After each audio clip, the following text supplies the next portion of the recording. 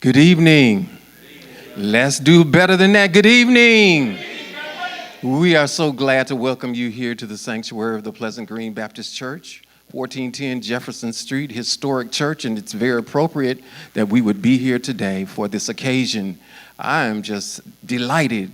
You know, there's a scripture in the Bible that says how good and pleasant it is for brothers and sisters to dwell together in unity. Somebody say unity. You can do so much more when you get together. And so I'm so glad we are getting together, we are getting straight, we're getting fixed, we're getting inspired, and we're filling up with hope. That's what I hope that this will be tonight. I pray that we would leave here refreshed, leave here encouraged, and I'm so thankful for all of these individuals who are fighting on the hill for us. Let's give them all a hand. All right.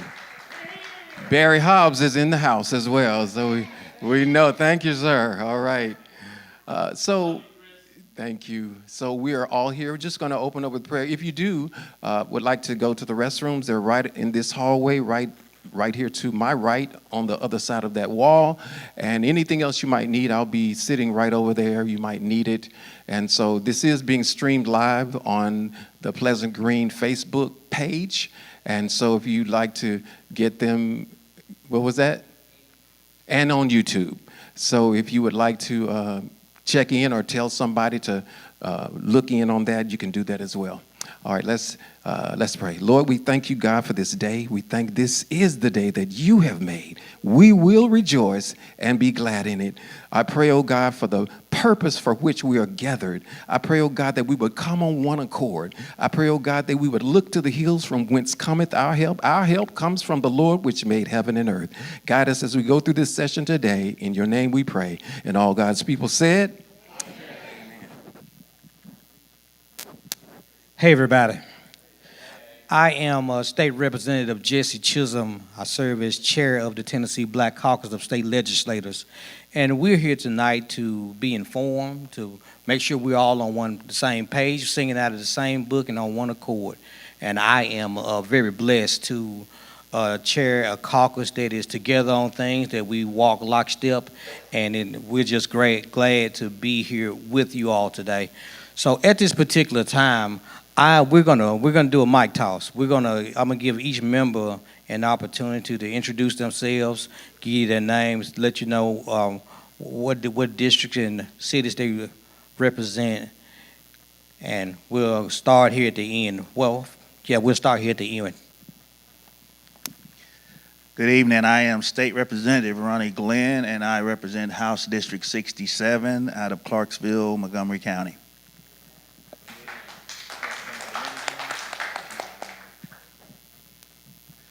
Good evening. I'm Sam McKenzie. I am the 15th District State Representative, which is part of Knox County. I have East Knoxville, South Knoxville, downtown University of Tennessee, and then in and around Knoxville College. Good evening, State Representative Harold Love Jr., House District 58, which is where you are right now. So very glad to be here with you tonight. Representative Vincent Dixie. I represent District 54, which is Little Bordeaux, Whites Creek, some of Goodlettsville, Inglewood, Madison, and like this much of East Nashville. Good evening, everyone. I'm State Senator Charlene Oliver, and you are standing in the illustrious, mighty Senate District 19, which covers North Nashville, Whites Creek, Madison, Goodlettsville, a little bit of East Nashville, and Antioch. I'm State Representative G.A. Hardaway, the 93rd House District, straight out of Memphis in Shelby County. And these are my friends. Hey everyone, I'm State Representative Tory Harris. I represent House District 91 in Memphis, United States. And I have Midtown Memphis. I have all the way over into South Memphis. So good to be here. Thank you.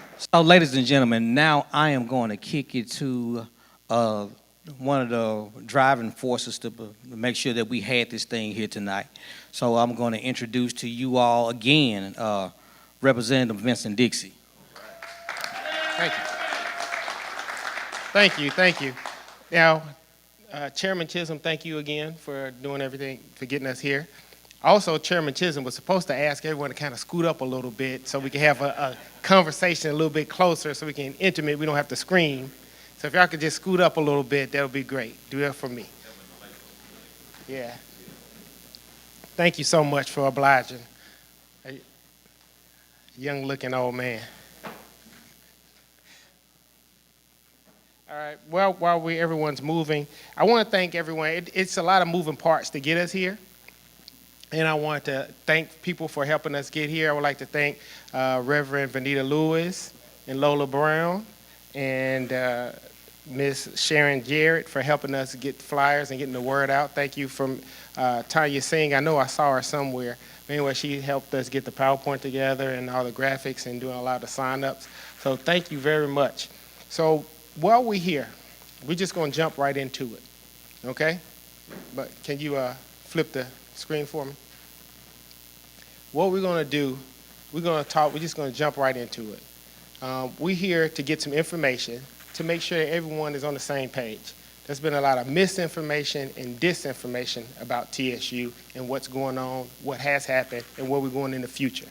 We want to let everyone know here that it's one team, and it's Team TSU. We don't care about what happened in the past. It's wasted energy.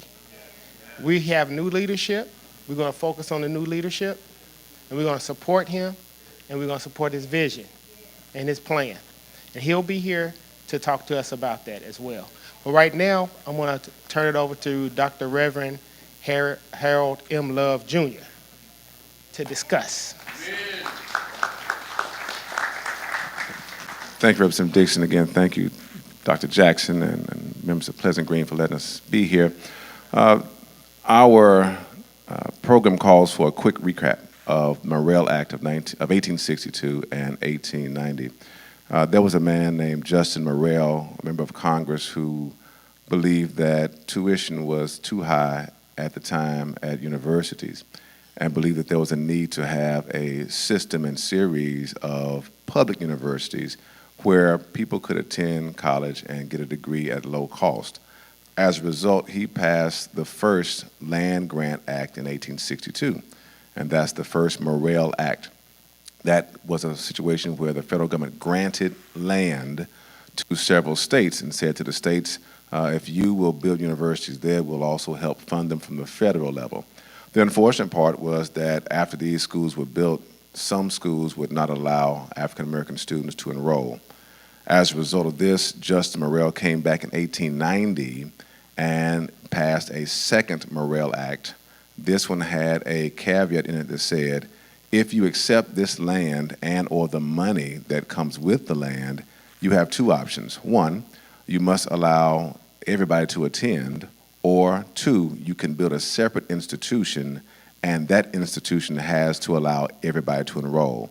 And so in 1890, you had 18 schools in the southern region of the country, who are commonly called the 1890 land grants. These are your 1890 HBCUs. There are private HBCUs, there are public HBCUs, and then there are 1890 HBCUs. And the blessing and benefit of the 1890 land grant being a complete duplicate of the 1862 is that all of the funding that was listed out in the 1862 bill was supposed to be also carried forth in the 1890 bill. Fast forward, and some of the schools are not getting as much money as they need because it's just a lot of work to do. Land grants are built on a structure of teaching, research, and what they call extension. So when students research information at the school, the extension agents are designed to take it out to the counties where people live. So they started producing federal formula grants, like the Hatch Act and the Smith-Lever Act. These were federal formulas that said that if the state sends $1 or $5 or $10 to that university, the state is supposed to match those dollars. And that's why you'll hear phrases like state matching funds. These are federal formula dollars. And so unfortunately, what you found was with the 1890 land grants, they oftentimes did not get their federal matching dollars. I'm sorry, their state matching dollars. They got the federal piece, but did not get the state match. And oftentimes the schools had to themselves find and generate those matching dollars. I see Ashley King is here. In 1970, Ashley's father, Representative Alvin King, and my father worked on a committee that was designed to specifically look at the underfunding of Tennessee State University. And that report produced in 1970 showed some of the disparities with the state matching funds. And then that allowed us in 2013 to pick up that same report and expand it. And that's why in 2020, we were able to have another committee formed that looked at the same amount of money but went back further. From 1957 to 2020 was what we looked at and discovered that those matching dollars had not been given to Tennessee State University. And that's what you commonly hear as a $544 million amount. That's separate from what the Biden administration released in 2023. That is a separate bucket of money. The state matching funds are different from the basic campus appropriations. All right, and so the Biden administration looked at data from the National Center for Education Statistics, and they compiled information about what was given to all of the 1890s and what was given to all the 1862s. And what they found was when the 1890s received their money and the 1862 received their money, there was a gap between those two amounts, and that's why you'll commonly hear a amount of $2 billion. Florida A&M University, North Carolina A&T, and Tennessee State all had huge amounts of gap monies. And it's good to talk about the gap because there's a misconception that the money was never given, or that no money was given, but it's a gap between what was given to Tennessee State and what was given to University of Tennessee, Knoxville, a gap between what was given in Kentucky and what was given to Kentucky State. So I want you to be clear, these are two different buckets of money. The state matching funds and the basic state appropriation are two different buckets of money. So I apologize for the speed in which I presented that. I guarantee you it's a lot of work. I spent years researching it, and it's not easy just to encapsulate in that time, but I want to give you a quick overview of that now. Representative, I'll pass to the next person. Hold on, don't leave. I got a quick question for you because you could answer this better than anyone. Because this is a question that many people want to know, and we received this as we as some previous submitted question. The 2.1 billion, is that a real number? How was it calculated, or do you know how it was calculated, or is that something that we can actually put our hands around that we should expect? All right. So again, the National Center for Education Statistics collects data from all universities, public and private. They collect graduation rates, enrollment rates, and funding dollars. And the Department of Education and Department of Agriculture compiled that data. The federal dollars that they looked at and the state dollars is what generates that report. The simple answer is that I have a bill now that's been filed to request that the state would do the same exact study so we can kind of put to bed some of these questions that folks have asked about the funding around that money. I will say this, though, if I can jump ahead to the White House letters, that may help out. So the Biden administration sent out letters in 2023 informing governors of various states about the underfunding and the gap in the funding. But many of the people had never gone through the process of actually recouping any of those dollars. So the Biden administration followed up with another letter in January of this year that said to all of the governors in all the states, we recognize that there's a gap in the funding, and many of you have asked, how can we close the gap in that funding? They say, we recommend that you pursue the route that Tennessee took in achieving recouping some of the money from the state matching funds. They also encouraged those states to look at doing another thing, which was to get state matching funds for those colleges. At this point, there are only two or three universities that have their state matching dollars. And Arkansas, Pine Bluff, is in the process of trying to get their state matching funds this year. And so the White House said, we encourage you to pursue the matching funds. Yes, we know we have this other amount of money we listed out, but pursuing the matching funds is our suggestion. Get your one-to-one matching. So it may be a real number, but people need to consider pursuing, I think, a more tangible number that is easier to get than something that is that big, and it depends on the route that's taken. Thank you. I appreciate it. Great job. Give Representative Love a round of applause. So the reason where we're going to talk about why we're here now. I wanted to bring President Tucker to the stage. And come on, give him a hand now. This is our new leadership. All right. Now, this is our leadership. This is our fearless leader. So we're going to get behind him. We're going to support him. And before you came, I was telling people that you are our leadership. And we're going to look forward. We're not looking back. Right. And we're here to support you, give you whatever you need. You give us direction, we're going to do it. The Black Caucus, obviously, we show up in numbers, and we're willing, we have your back.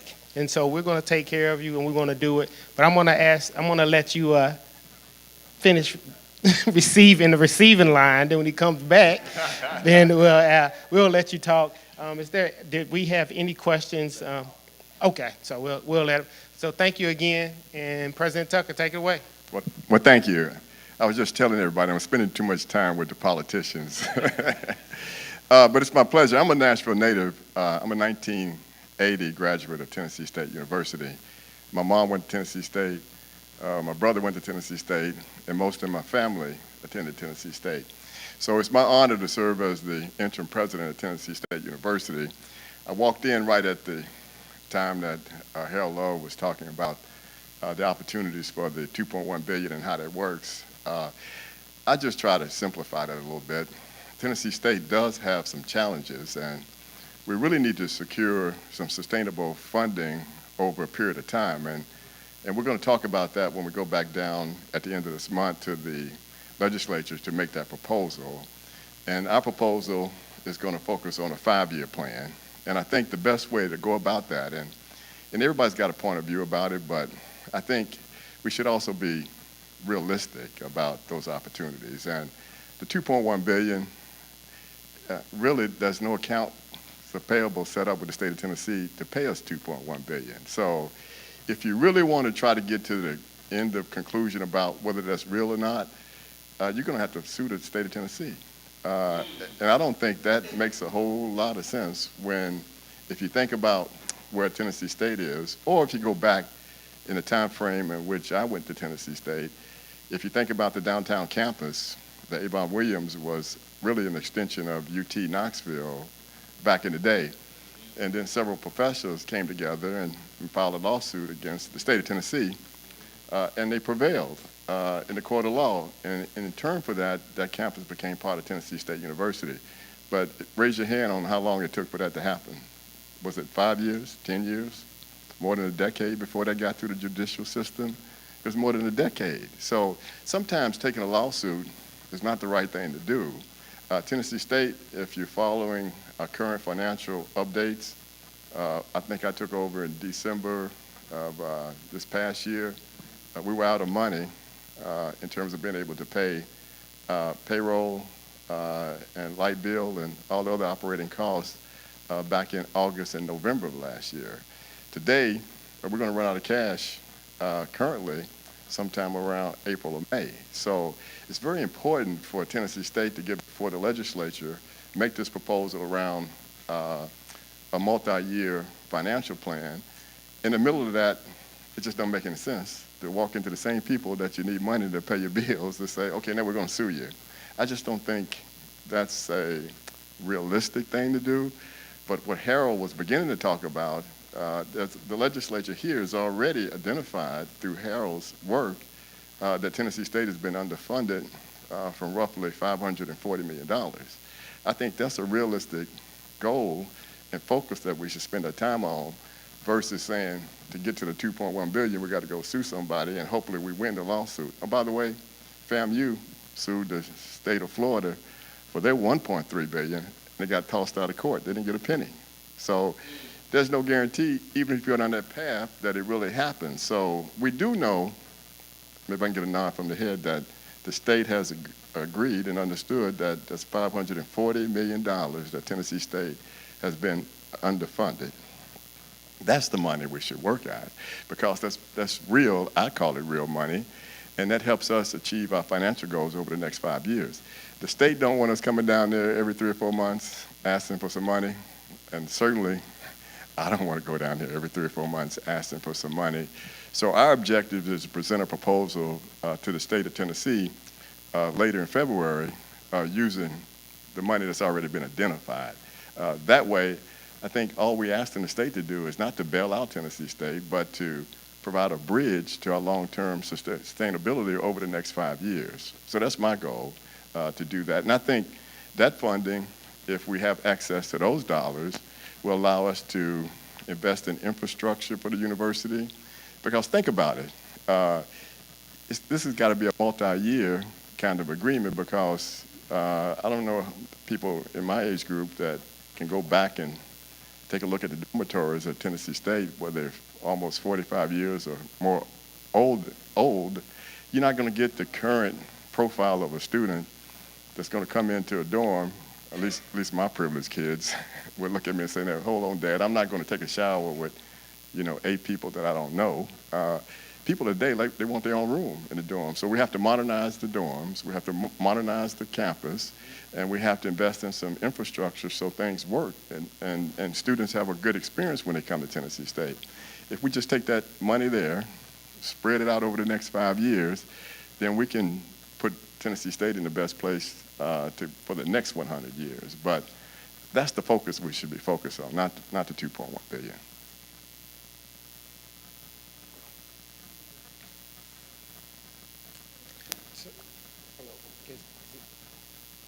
You make a good facilitator.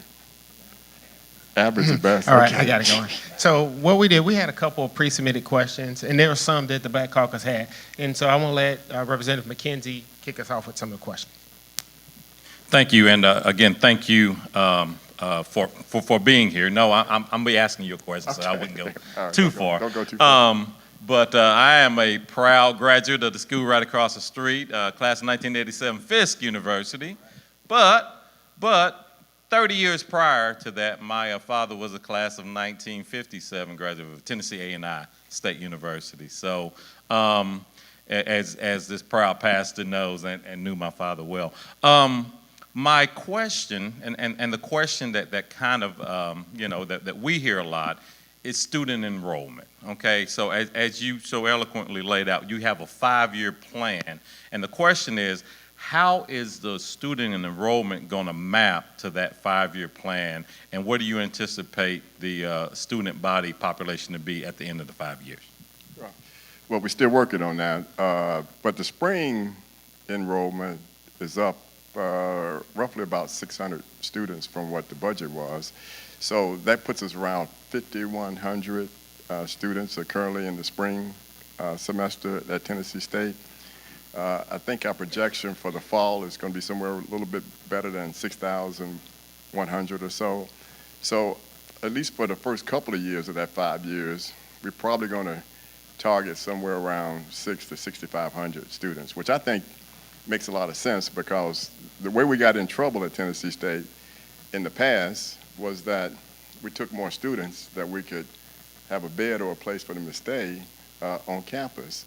So anytime you go out and start renting hotels, and then you have to transport the students back and forth to the campus, it's a huge expense. So I think one takeaway from that decision was to never do that again.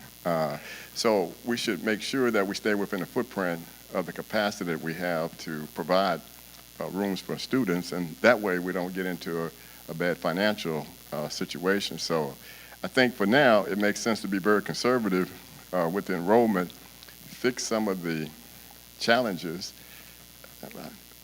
I mentioned I graduated in 1980 from Tennessee State. The lines for financial aid and getting people to provide good customer service was a challenge back then. And I talk to a lot of people even today in the last 5 years, they talk about how challenging things are at Tennessee State from a customer service standpoint for students. So my favorite one is the guy on TikTok.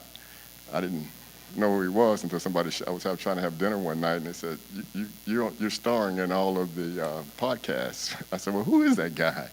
But my point I'm making is that you see a student or a family member being interviewed, and they say, well, yesterday I was told I had a $10,000 payment that had to be made to the university. 2 days later, the amount changed. That's all because our systems need to be updated at Tennessee State. So the point I'm making is that if we keep the enrollment down for a period of time, where we can fix some of these systemic challenges that don't create a good experience for students, it allows us, as we build back up, to be more successful and more supportive of the needs of students as well. Senator Oliver had a question. I'm glad you give your mind if you like. Testing. Okay. Thank you, President Tucker. So in the last State Building Commission meeting, the comptroller, Jason Mumpower, mentioned the word financial exigency. And he also stated that TSU should, or he suggested that we should sell off Avon Williams campus and other property around the city. Can you talk about and explain what financial exigency means, and if that's an option that you're exploring, yes or no? That's a great question, and thanks for that question too. What we just described was one way that you can take down your costs and higher education is some of that cost is related to tenured faculty members. And are you getting as much productivity out of some of those programs that are being led by faculty? It's a way of going about reducing your costs. It's something that we're evaluating right now because it's a multi-month process to implement that. But what it does, it gives the president and the trustees that oversee the university the abilities to, in effect, just end tenure. And then you can then begin to reduce some of the faculty as a result of that. I think that is an option that should be on the table because it takes a while for that to go through the process because you actually have to sit down and talk to the faculty senate and talk about ways in which you can avoid that. So it's a long period to take place. But we have started the process of understanding what that means at Tennessee State. It's not something that we're planning on doing at the moment. I do think there's opportunities across TSU to continue to reduce in cost, and not something I think is required at this particular moment. But I've started an informational session where the Board of Trustees have gone through that, and that was Friday of last week. As it relates to selling assets, well, I should behave because the cameras are on, but I'm not a politician. I'm just Julia Tucker's son, Dwayne Tucker. Grew up in North Nashville. But sometimes we have to realize that sometimes things are said in a public manner because that sort of works with the people who are voting for you or supporting you. I think when we talk to the politicians, and I have downtown, they all say that they're committed to Tennessee State University. And when you start talking about the Avon Williams campus in terms of selling that, some of that is nuanced and some of it is just the politics of politics. They may say it a little differently, but we have no plans on selling the downtown campus. I think when you hear that and people bring that out, but don't clamp too fast because if somebody came in and said, Dwayne, we give you $2 billion for that, I said, okay, well, we can work that out. But no, on a serious note, I think what they're really saying, and conversations I've had with them, not on camera, is that I get it. If Tennessee State is out of money, their job is to be good stewards of the taxpayers' dollars. So what they're really trying to say in that conversation that sometimes gets emotional is, okay, if you want the state to give you money, Tennessee State, to pay your bills, and your enrollment is down to a level where all the students can be educated and housed on the main campus, then why would you not monetize your campus downtown? Because in theory, there's no need for it since you don't have an enrollment that requires that facility. I think what they're also saying is, and I have tried this on them in the past, and that is, I think what you're really saying, you want us to monetize our assets. So by monetizing our assets, it can help us with some of the funding needed to go forward with. So when you then say, well, here's another option with this work where, you know, Amazon's got several, this is for illustration purposes only, so don't hold it against me, but Amazon is building several towers over there. Why wouldn't we potentially partner and say, hey, let's do a development and a lease, long-term lease arrangement where Tennessee State still owns the property. The lease is for 98, 99 years. They do some renovation of the campus over there on our behalf. We still own the building. They pay us, illustration purposes only, so don't go out and say Dwayne actually said he's going to get $2 million. They pay us $2 million a year as they help develop that building for some use of theirs and some benefit of ours. I think that works too, and they would say that works too. So I don't get hung up when they start talking about sell the downtown campus. What they're really saying is that we want Tennessee State to look for ways to monetize some of the assets so that we can then take care of some of the expenses that we have to pay by taking advantage of that. The same thing can happen with the property down by Tune Airport, which is off of Browley Parkway. That area out there could be developed, working with a developer. We still own the property, just like we could still own downtown campus. And we could work with some developer to develop that property there and still have an ownership basis in it where the university could use it. And then more importantly, get some revenue coming in for it. I think both of those things work. But what tends to get most of the attention on the 6 o'clock news is sell Avon campus. Now, there's options there that we should look at and we should evaluate.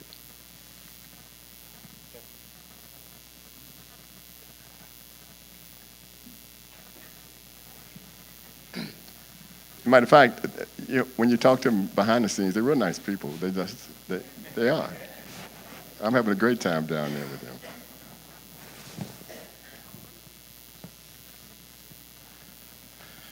Thank you, President. So, question about leadership. Obviously, oftentimes when we go through leadership changes, everyone loves an individual because that was your friend, that's your person. But obviously, you know you have to continue the business and the organization. What does leadership structure look like for you moving forward for the organization?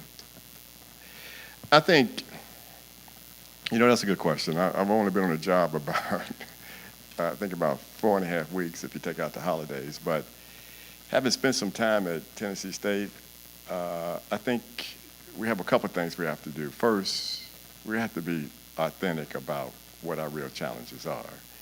Because if you don't do that, then you don't build trust. Because most of the people that I talk to in the community across Nashville that attended Tennessee State, they go back further than 1980 and talk about financial aid being a problem, getting a copy of your transcript in a short period of time, having somebody answer the phone in a timely manner, and being available to resolve the issues. That's been there for a long time. So not talking about those things and not putting a plan together to fix those things, I don't think it builds trust with the community, or definitely don't build trust with the students that go to Tennessee State, because they're always concerned about the lack of timely service that's being paid by some of the faculty members and staff at Tennessee State. So the first thing we have to do on the leadership piece is just be honest about the challenges that we need to fix. And then the second part that I noticed of being at Tennessee State full time now is that the culture needs to change a little bit. Well, I'd say quite a bit. Because in order to get performance, you have to hold people accountable. Yeah, so it's two things. It's being honest about what we need to fix. Oh, by the way, since we've been honest about what's going to be fixed, it's not that hard. All the challenges at Tennessee State can be fixed. I'm going to go back to financial aid for a minute. We have a world-class system called Banner that just about every university in the state of Tennessee has used, and across the country, because it's built for academic institutions. But at Tennessee State, we try to make things harder sometimes than what they really are. When we first put in Banner more than a decade ago, we just didn't, in some cases where some people wasn't going to be held accountable, they just didn't use the system the way it was designed. So you know how that works. Some people say, well, I don't like the new system. I'm just going to keep doing my spreadsheet that I've always done, and that way I'm comfortable with that. Okay, so we started then not using the complete functionality of the system, We did manual workarounds, so now the bursar's office doesn't talk to the financial aid office because we got too many manual process underway. And I don't know how many people have an Apple phone, but every now and then you get that little alert saying you need to upgrade your operating system. Okay, that same thing happens at the Banner system. And guess what? In some cases, we didn't do the upgrade. So now, every year that goes by, you fall farther and farther behind, and then you have to have more and more manual things that you do outside of the system. So that's why today, in a very simple explanation, we have so much trouble with financial aid, trying to figure out exactly how much a student owes because the system does not include all of that information, and you got to go to manual documentation to try to put Humpty Dumpty together. So in the last month and a half, we've been resetting all of that, and I pretty much guarantee you, if you want to register in the fall at Tennessee State, you will not have that experience that's been there for like a decade or more. It's going to be more like a world-class. So the leadership part is not, it's hard to do. I don't want to spend all the time up here talking about Dwayne's background, but when I graduated from 1980 from Tennessee State, I went to financial services and worked in a lot of companies much bigger than Tennessee State. And my job was to handle all the mergers and acquisitions of companies that we bought, and then the underperforming companies that were not making it. They said, hey, Dwayne, why don't you go turn those around? And in each one of those, I can tell you one thing. The number one thing that keeps any organization from being successful is they forgot who their customer is. The third thing with Tennessee State is that I think we forgot that the real customers are the students. And we should be student focused. And the decisions that we make as leadership, the North Star for us should be, is it right for students? If we just do that, then I think Tennessee State is going to be okay. But we're going to have to go through some accountability around having consistency around things that we commit to do, that we actually do those things in a timely manner. That's not that hard to do, but if you don't do it that way, when all you do is just do layoffs, you're not going down the organization to change the culture so that people understand what's the requirement to do their job, and you hold them accountable for doing that job. And then you say, okay, we're not going to deviate from that. And then once you change the culture, I think you can see a big difference in Tennessee State in less than a year. But the leadership part has to be open and honest, and it has to be with accountability. And you've probably read about some changes that we made because some people were not following what we asked them to do, and that's a problem. So going forward, we're going to make sure we hold people accountable. Thank you. Mr. President, do you anticipate that any of the measures that you've taken or will take to restore fiscal responsibility and stability to TSU will impact accreditation or the federal research grants, that classification? I don't think so, that would happen in a negative way. I think sometimes if you do the filing for what we talked about, I can't pronounce that word. Well, I did come out with a 2.75 at Tennessee State, but okay. So if you go with that particular situation where we have to exhaust that strategy because we can't find a way to cut more costs that doesn't cost us to be able to benefit students with a great academic outcome by attending Tennessee State, if the financials stay where they're point where we're not sustainable, then that brings in the SACs and the other accreditation organizations out there who may say, well, if you can't solve your financial problems, then your accreditation can be taken away from you. If your accreditation is taken away from you, then you really don't have a university because nobody's going to send their child or student to Tennessee State or any university if your degree don't mean anything because you're not accredited. So that piece, I think, won't happen unless we just totally fail in terms of managing the university in a more effective manner. I think most of the challenges financially at Tennessee State, well, my word was self-inflicted. So as long as you don't make the same mistakes going forward, then we can get ourselves out of this financial challenge, assuming that we can get a bridge from the state of Tennessee around the $540 million over 5 years. Quick question. I just wanted to kind of clarify. When you say bridge, you're saying like the $250 million that was already appropriated. It's already been appropriated. Was it 2 years ago? We've probably used about 80 million of it. So you're saying there's about 170 million that's About 150. 150 that's still out there. Of that 150, you're saying when you say bridge, you're saying to remove the restrictions so that you can use it how you want to use it. You know, Not how you want to use it, but in its In my best. next life, I'm going to be a politician. No. But words sort of matter, and sometimes words have nuances. And then sometimes words you have to look at and say, is that the right way to go? And here's what I mean. Well, I think we differ a little bit with the state in terms of how they describe our financial situation. It's a fact that we can't pay our bills. It's a fact that the state had to provide resources to Tennessee State. If they didn't, we'd be in a bad shape right now. We probably wouldn't be open.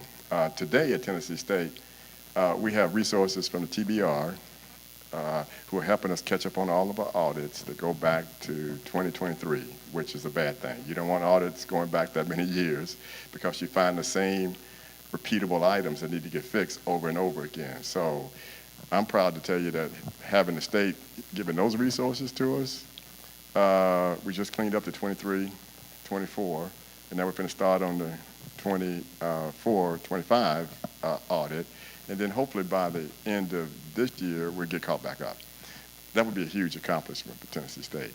On the front end, on the financial aid piece, THAC, which is another state organization, has provided resources in Tennessee State, and they're helping with the financial aid piece, right? Now let's go to the money and the definition of a bailout versus a bridge. Sometimes the state will refer to the funding that they have provided TSU to pay our bills as a bailing us out. Depends on how you want to interpret bailing us out. But one way of looking at it is that under the current way in which universities get funding, they spread out the funding over a course of a year. So Tennessee State gets about 5.4 million or so each month in terms of revenue from students enrolled at Tennessee State. So the first time we ran out of money, what the state did, which was very helpful on their part, they just simply moved the 5.4 from May and June, I believe, one of those 2 months, I may be off, and they just moved it up to August. So that means that in May or June, we don't get that 5.4 times 2 because they moved it up in order for us to pay our bills back in August. I would say that helped us out a lot. They would say that that's helping bail us out.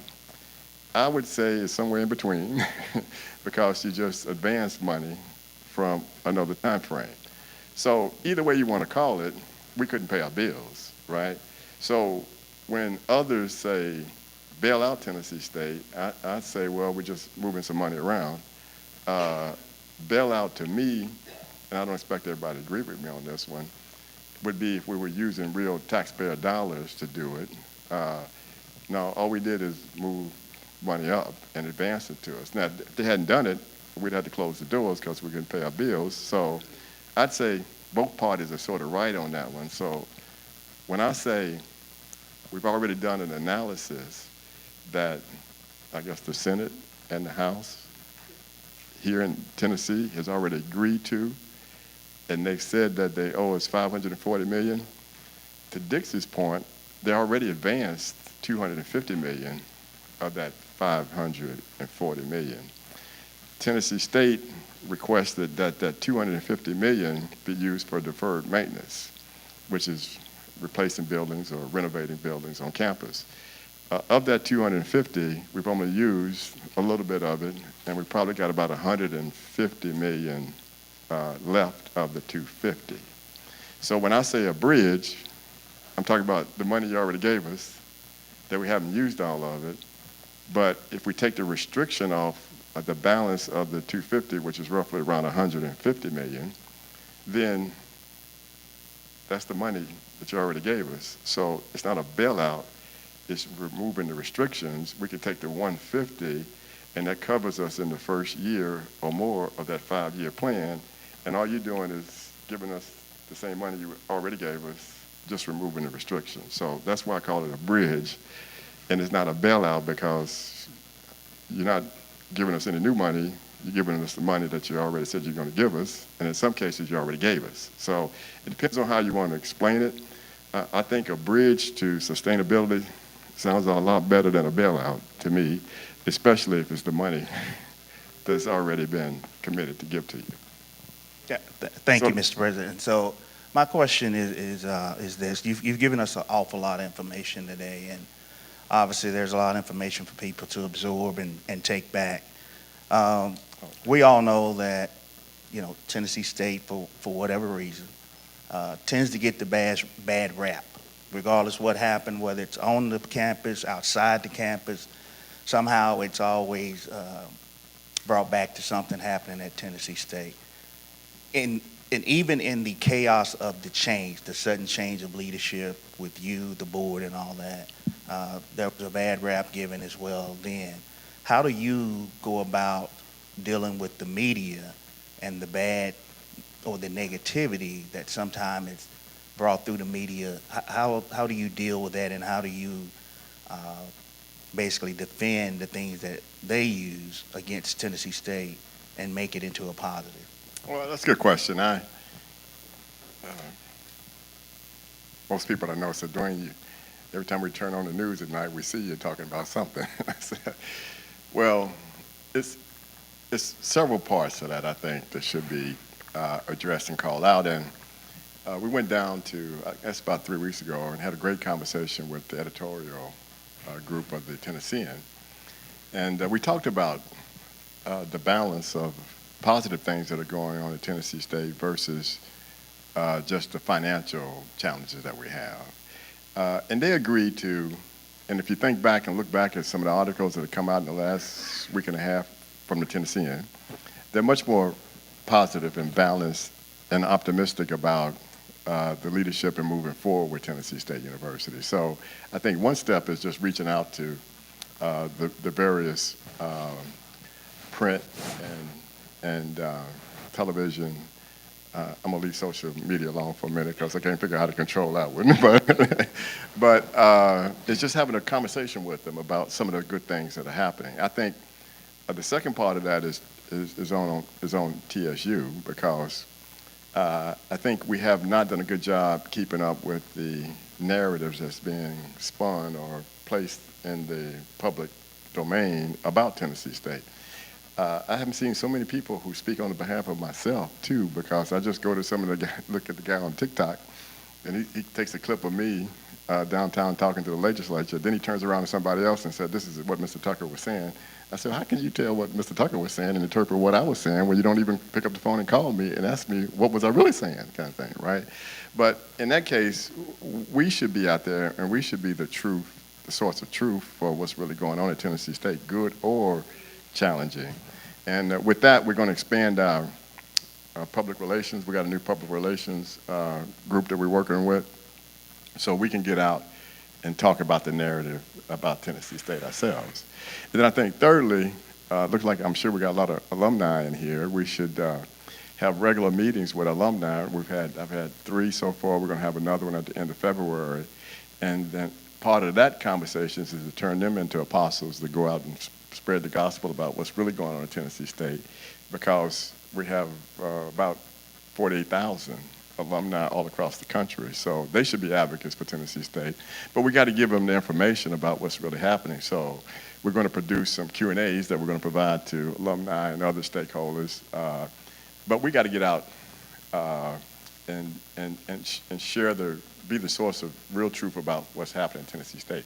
And then the last thing, one way that you can definitely get out of the news is stop doing things that get you into the news. So making sure that we don't do self-inflicted things that causes more scrutiny because, I'll give you the first week was more like triage in Tennessee State because we were just starting up the spring semester.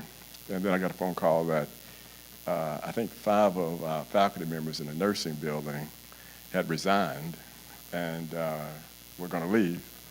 And then by statute, that was too many faculty members to leave. You would have to shut down the entire nursing program. And how many of you think if that would have happened, we'd have been the lead news on, I'm sorry, is that Channel 5? We'd be on all the news talking about a nursing program. So we went down, talked to the faculty members, and some of the things are just small things. What they really wanted to do is just back up the start time of the day for them by 30 minutes so they can drop the kids off at daycare. I said, is that it? Well, yeah, you can do that. But my point of it is, we sometimes create the news by some of the things that we do at Tennessee State. If we just cut that off, then there'll be less opportunities for the news to have negative stories about Tennessee State. All right, we're coming up on the hour. For you not to be a politician, you do talk pretty good now. So I just want to let you know. You do a good job, but we're gonna round this up really quickly here. So really one of the last questions that we want to know is, what is the best way that the community members, alumni, friends of TSU can support you and be involved and be helpful to you and not hurtful? Yeah, I get that question from time to time. I think staying engaged and staying informed and make sure that we started off this conversation about, because my favorite one I go to, I guess they talked about it before I got here, was the 2.1 billion.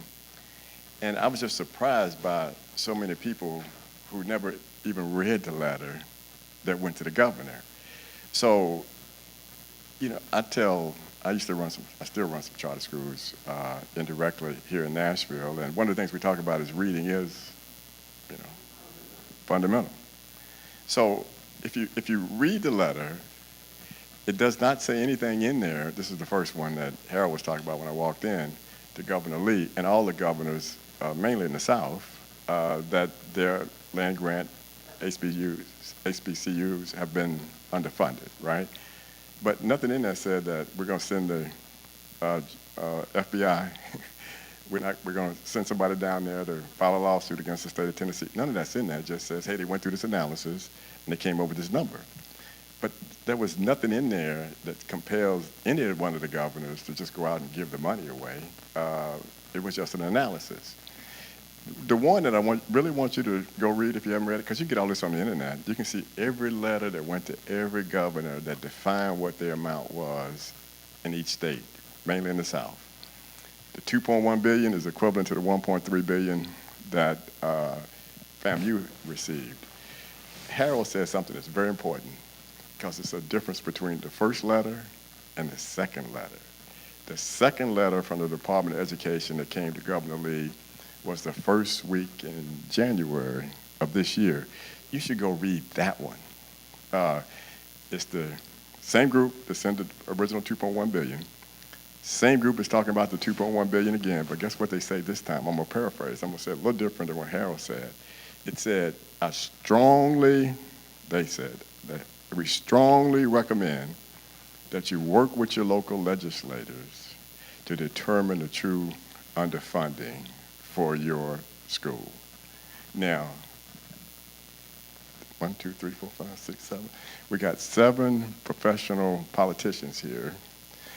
I would say, as a non-politician, what they just said was, back off with that 2.1 billion, because if they really thought it was really true, they would not said, work with your local legislators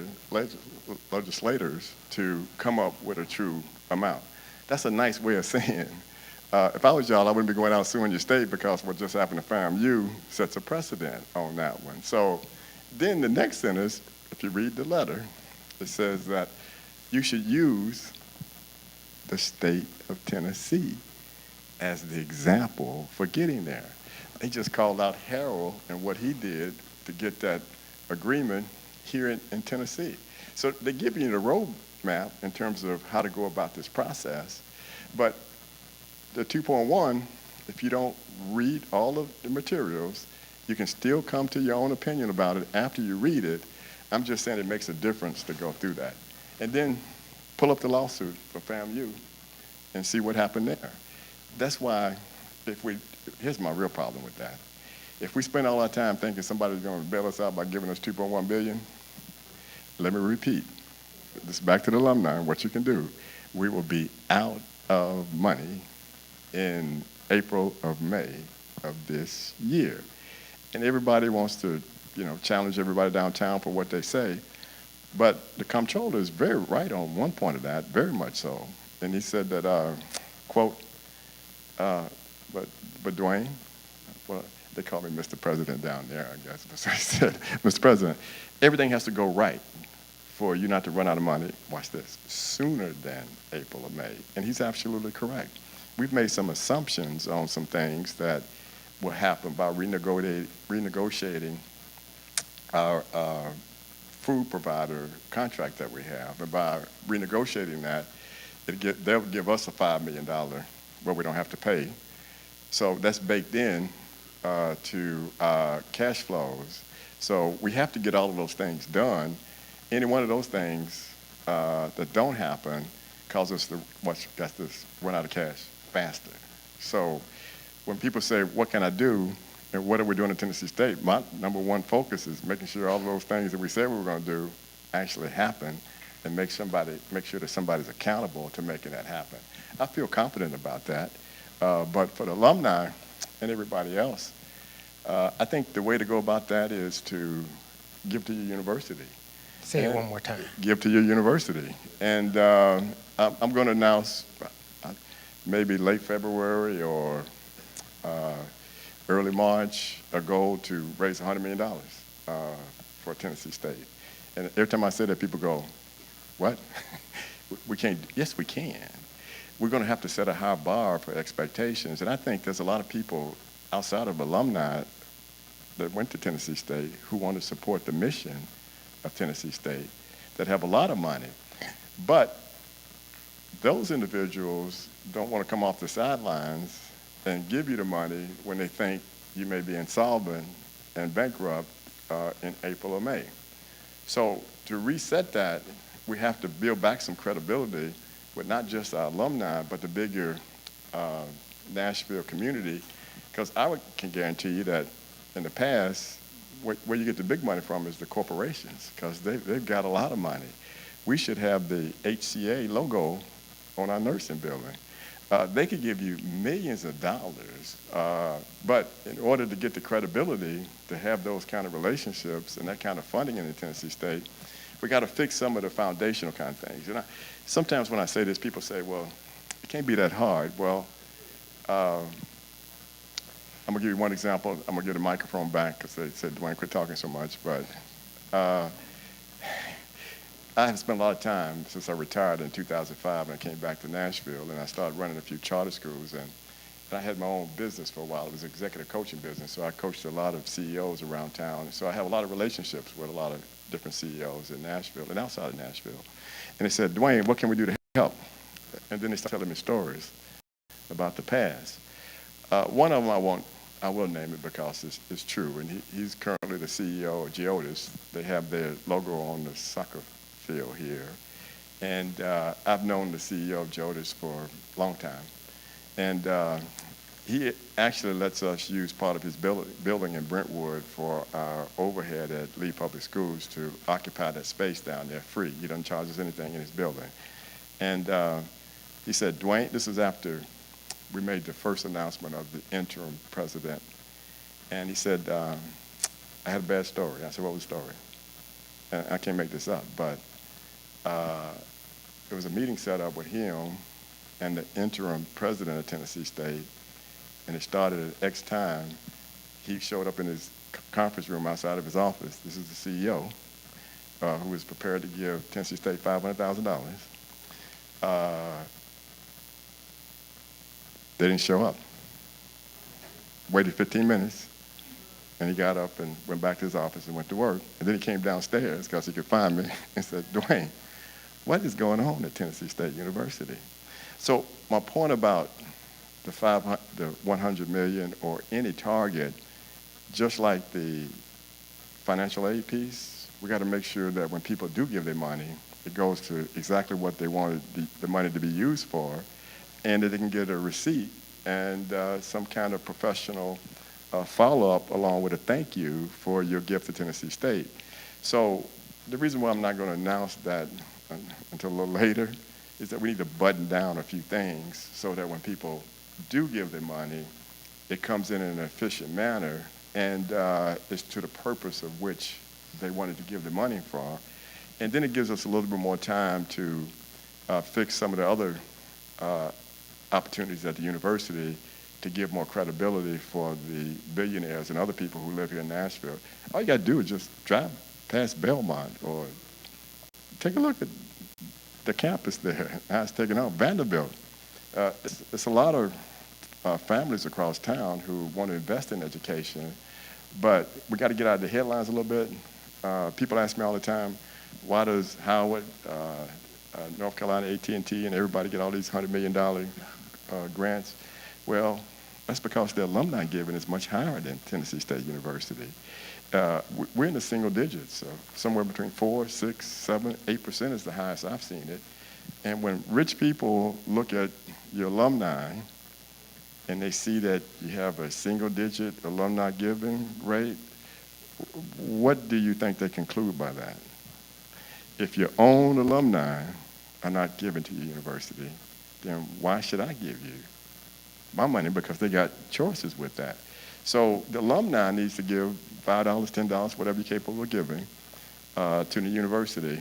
But now if you got a few million you think about giving, wait till you see that 100 million come out, then give. So just hang on to it, put it in the bank, because I think we have an opportunity to do that. And then that gives us more cushion in that 5-year plan, by the way, to do some other things with that money to help us along the way. So I think it's a realistic one. And I'll tell you my favorite story because people look at me when I say, but no, Dwayne, we don't have a lot of billionaires. He keeps talking, right? But I got to get this out because it's like I wake up at 3 o'clock in the morning saying, what we going to do to get all this fixed kind of thing, right? But I just got to go through my only but goodies kind of thing, because when I throw that dollar out there, that target, some people freeze, but hey, let's just do some simple math, because I run into everybody around town and out of town when most of us went to the Howard homecoming. Anybody in here went to the homecoming? Oh, they got a couple over here. I asked them, I said, well, how many alumni were there? And they said, well, somewhere like 5,000 or more. I'm saying, well, okay, if you flew down there and the ticket was $500, I'm just going with $500. Maybe you got a good deal on Southwest for 100 and something, right? But you probably stayed in a hotel, probably had a meal, probably went out for entertainment. Okay, I'm not even going with 5,000. I'm going to say it was only 3,000 went there. And I'm going to go with 500 instead of the hotel and everything else. 3,000 times 500. Anybody was a math major? Okay, that would be more than has ever come in, at least the history I was seeing for Tennessee State in 1 year. So it's not quite that we don't have the money. All I'm going to ask the alumni to do is reallocate and prioritize Tennessee State.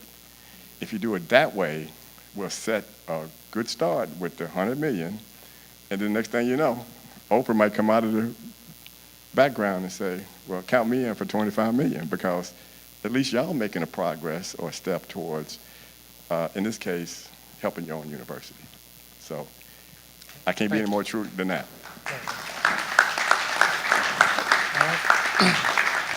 Well, I figure if I talk long enough, You'd have less questions. No, I don't have any more questions, but if you do have any other questions, that's why we took the information today. I want to send out an email to everyone who submitted their email address, and that way we have some communication, and you can submit your questions back there, and we'll get them answered in some kind of way, but we will continue to have this conversation. President Tucker, do you have any last words? Are you done, or? Man, I'm done. But I want to tell you, thank you. I appreciate you. I wore myself out. Nah, I appreciate you. Let me get you water here. I appreciate you dropping everything to come and be here, because I want to let you know that the Black Caucus is here to support you in any kind of way. As you see, the community is here behind you to do whatever. We're ready to move forward. We're ready for TSU get back. You said that the goodies, oldie but goodies. We're ready to get back to the good old days, and I think that we can do that. I think you have a plan and a vision for us, and thank you again for always being accessible to us and talk to us. And we pride ourselves as the Black Caucus as building a relationship with whoever is the president, because you do have our support, and we want to also lean into what you need. So at this moment, I want to thank everybody for coming out, but I also want to turn it back over to our chairman, Jesse Chisholm. Hey, everybody. Once again, everybody, I want to do one thing real quick. I want everybody under the sound of my voice to put their hands together for the biggest hand clap you can for our president, Dr.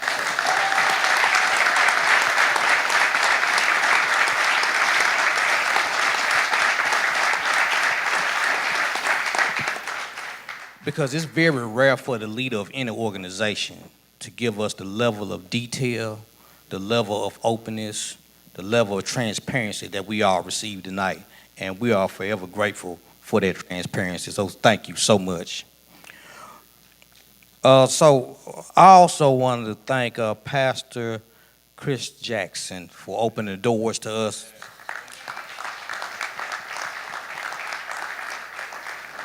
We know you could be doing a lot of things right now. You could be getting some rest, you could be studying, you could be doing a lot of things, but thank you for being with us tonight. I also want to thank Representative Vincent Dixie. Everybody give him a hand.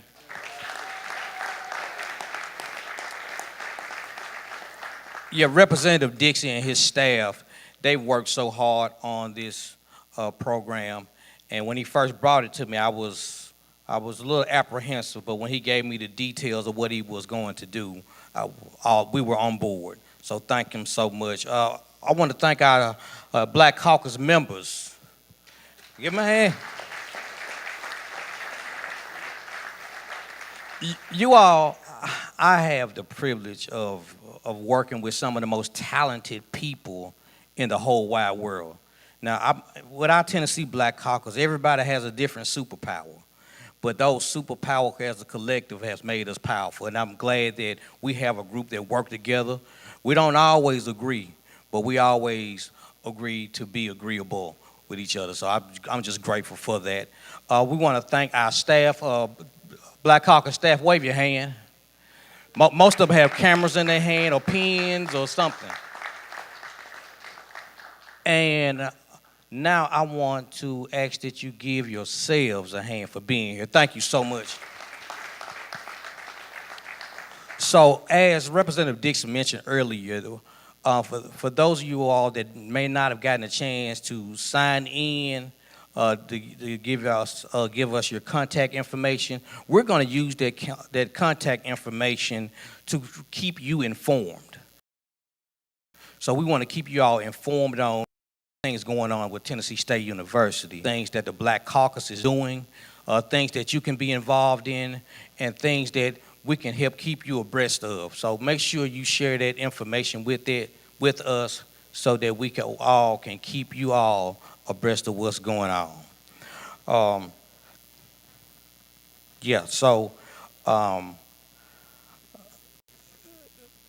Okay. So the goal here tonight was for us to continue to look forward. Me and Pastor, we was talking earlier, and I gave him something my father always told me. He said, hey, the rearview mirror is for glancing. If you stare in the rearview mirror, you're going to crash into what's in front of you. So now we are equipped with information so we can look through the window in front of us so we can continue to drive forward. So with that, we're going to close out with a prayer from Reverend Jackson to close us out, because you're the shepherd of the house, so we want to be in good order.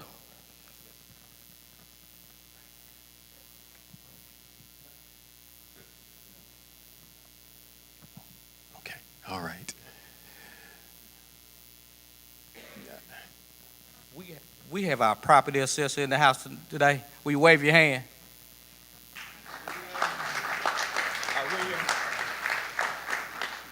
Let's pray.